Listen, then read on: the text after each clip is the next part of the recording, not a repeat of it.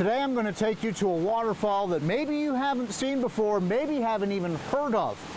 Let's go outdoors.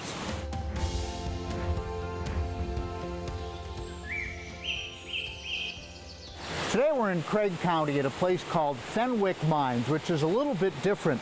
But I'm going to tell you about the things to see here. Probably the biggest attraction is the waterfall, but there's also some very interesting history. Where I'm standing used to be actually a town that's completely gone. And this is Mill Creek. Maybe we'll catch a fish. Fenwick Mines is more of a place for quiet contemplation. There'll be a time, about any time, you can come here and find yourself alone. There may be nobody on earth more familiar with Fenwick Mines than Woody Lips, who came here as a child, then worked for the Forest Service for 35 years, helping to manage the property. Now, he's retired. First time I came to Fenwick Mines was in the 1960s. I grew up in southwest Roanoke County, and my dad and I used to come up here. There wasn't much here then. It was called the Fenwick Forest Walk, and there was a little trail between the side of the road and the waterfall, and that was about it. Ah, the waterfall. Park your car and walk less than half a mile. Turn a corner, and there it is. Mill Creek falls about 20 feet over the local sandstone, then forms a shallow pool surrounded by walls that look as if they were carved by stone workers. But it was the water's work. Away from the falls, there are walking and hiking trails. One of the attractions of Fenwick Mines is that it isn't crowded. Just everything about it, the trees, the sound of the creek. I just love it. We found Sandy Grubbs out for a walk. Nature is a big part of it. I've seen salamanders, snakes, used to be beavers, haven't seen those in a long time. Deer, of course. Never seen a bear, but I know they're here. But there is more than nature here. There's a reason it's called Fenwick Mines.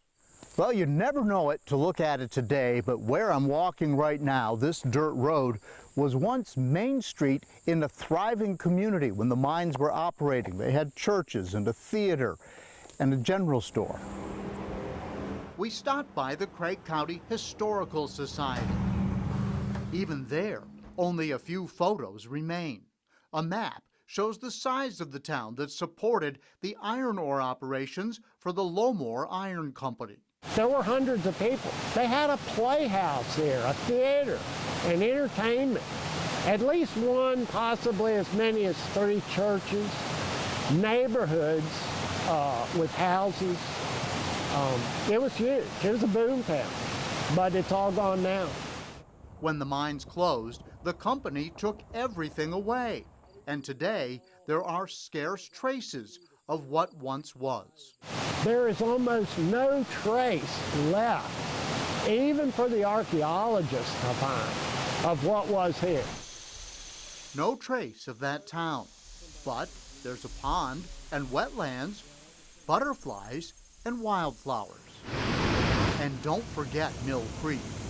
You know what? If I get to cast on this water, whether I catch one or not doesn't matter. Yeah.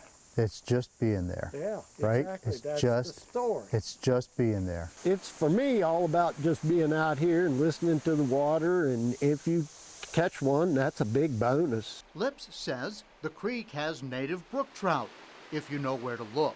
We hiked about half a mile through some thick underbrush, hoping we were looking in the right place. It's important to sneak into place, as the fish spook easily in the shallow water. We'd use dry flies, about the size of your fingernail. They're small, but they'll catch a big trout. And that is, but small minnows will take them too. And sadly, that's all we had to show for our efforts. It's a big surprise when I do catch one. We can't blame the fish or Mill Creek. They'll have to chalk it up to angler error. No matter. At Fenwick Mines, it's just about being there, be it hiking, fishing, or just observing. Fenwick Mines is more of a place for quiet contemplation. There'll be a time, about any time, you can come here and find yourself alone, and it's peaceful, it's quiet. Outdoors, John Carlin, 10 News, working for you.